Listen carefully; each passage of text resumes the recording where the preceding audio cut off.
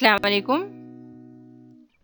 My English book for Standard 4th Subject English Unit 2 2.6 Munnu's Maths on page number 22.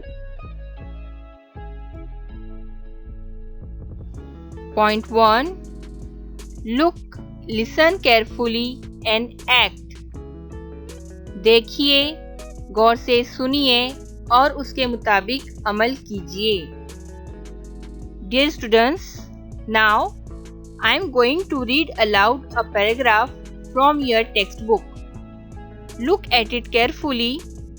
It has some pictures and numbers.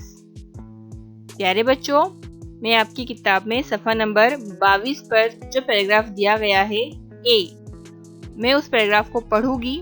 उस paragraph में कुछ तस्वीर है और कुछ नंबर्स भी दिए गए हैं. तो बच्चों, जहाँ पर तस्वीर आती है और जहाँ नंबर आते हैं, तो तस्वीर या वो नंबर जो है जिस चीज़ का है, आपको वो इंग्लिश में बोलना है और मेरे साथ साथ पैराग्राफ पढ़ना है. Then let's start.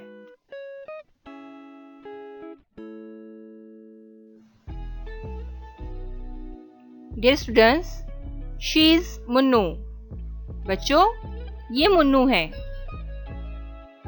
And she is her mother.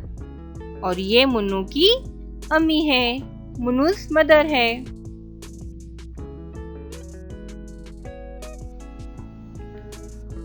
मुन्नू's mother told her to go to the market. Munnu की अम्मी ने मुन्नू को बाजार जाने के लिए कहा. I need half a kilo each of potatoes and tomatoes, 3 lemons, a piece of ginger and some chilies.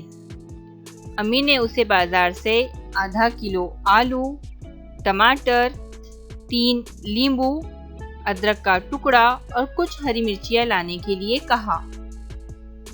Take this bag and this 100 rupee note. Be careful and come back before 5. अम्मी ने उसे bag दिया और 100 रुपये का note दिया और कहा कि ध्यान से जाओ और 5 से पहले वापस आ जाओ. अब मुन्नू बाजार गई. मुन्नू ने बाजार से सामान लाया. क्या क्या सामान लाया, चलो हम लोग देखते हैं. मुन्नू's brought the potatoes, the tomatoes, 4 lemons and some chilies. Munnu ने बाजार से आलू, टमाटर, 4 नींबू और कुछ हरी मिर्चियाँ लाई. I did not get any ginger, Munnu said. लेकिन मुन्नू को बाजार में अदरक नहीं मिली. Never mind, said her mother. कोई बात नहीं, उसकी अम्मी ने कहा. बच्चों, आपकी अम्मी भी आपको बाजार से सामान लाने के लिए कहते होंगे, है ना? और आप लोग भी जाते होंगे सामान लाने के लिए. तो बच्चों, आपको अम्मी बाजार से जो चीज़ें लाने के लिए कहते हैं, उनकी एक फहरिस्त बनाइए, एक लिस्ट बनाइए और बाजार में आपको कौन कौन सी चीज़ें मिलती है, उनकी भी एक लिस्ट बनाइए, फहरिस्त बनाइए और इस तरह की गुफ्तगू अपनी अम्मी के साथ कीजिए. Thank you for watching.